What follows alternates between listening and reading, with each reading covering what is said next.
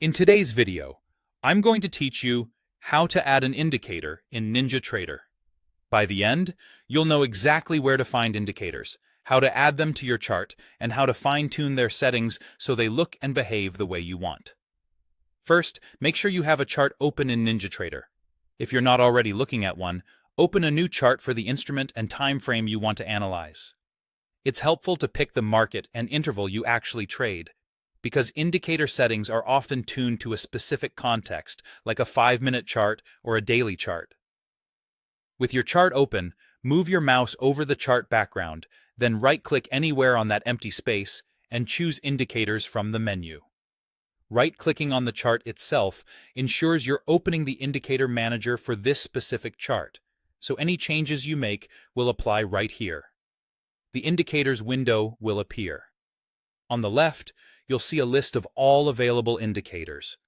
At the top, there's a search box that lets you quickly filter by name, perfect if you already know what you want. You can also scroll through the list to browse. When you find the indicator you want, select it and click Add, or simply double-click its name. You'll see it move into the configured list, indicating it's now attached to your chart. You can add multiple indicators this way, or even add the same one more than once with different settings.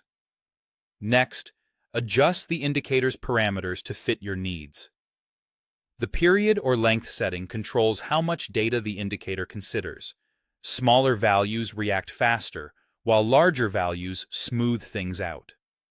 Tweak colors to ensure good contrast against your chart background, and choose line thickness or style if available, so signals are easy to read.